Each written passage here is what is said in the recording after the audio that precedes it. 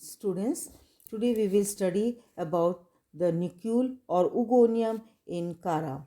The mature nucleus in Cara is a macroscopic oval structure with a short stalk. It is born at the node of the primary lateral. In the homothelic species, nucleus lies at just above the globule. Five spirally twisted tube cells cover the nucleus except at the tip, where they form a five coronal cell. In the center of the nucleus there is a single unicell nucleated egg. The food material is stored in the egg in the form of oil droplets and starch. At the tip of the egg there is a hyaline area, the receptive spot. Presence of an envelope of sterile cell around the nucleus is the advanced character among algae. Such a sterile jacket can be compared with the jacket of Archegonium of bryophyte. Development of oogonium or the nucleus. The oogonium developed from the upper peripheral cell derived by the division of the basal nodal cell situated at the base of the antheridium.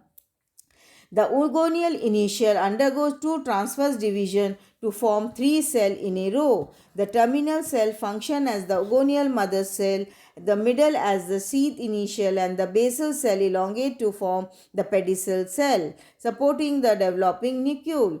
The oogonial mother cell elongate and then divide transversely into a small basal stalk cell and a large distal oogonium. The later enlarge considerably, accumulate foods, and differentiate into an uninucleated egg.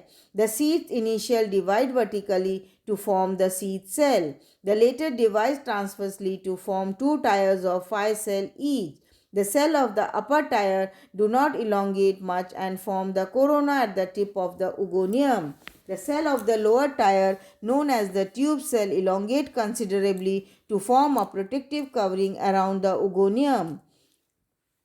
Fertilization. At the maturity, the oogonium, the five tube cells separate from one another and a narrow slits are formed in between them. Anthrozoid swims through these slits and penetrate gelatinize the wall of the oogonium. Many anthrozoids may enter into an oogonium, but only one of them fuse with the egg to form the oospore. Oospores secrete a thick wall. The inner wall of the tube cell also become thickened, but the other portion of the seed wall decay. The oospore does look like a thick walled nut. It is a yellow, red, or brown in color depending on the species.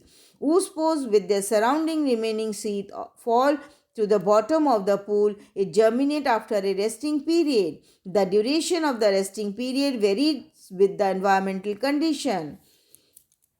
Germination of oospore. Oospore of Cara do not germinate in dark, but they require white or red light for germination. At the end of the resting period, the diploid nucleus move to the anterior end of the oospore and divide meiotically, forming four haploid nuclei. A transverse wall is laid down near the anterior end, forming two cells. The upper cell is small, lenticular, and uninucleated, and the lower cell is large, trinucleated. The upper cell divide vertically to form a rhizoidal cell and a protonemial initial. Both these cells grow in opposite direction. The rhizoidal initial shows positive geotrophism while it gives rise to the rhizoid, while the protonemial initial shows negative geotrophism and give rise primary protonema, which then differentiates into nodes and internodes. Rhizoids and the secondary protonema arises from the peripheral cell of the basal node. These peripheral cell of the upper node give rise to the lateral branch. Thank you.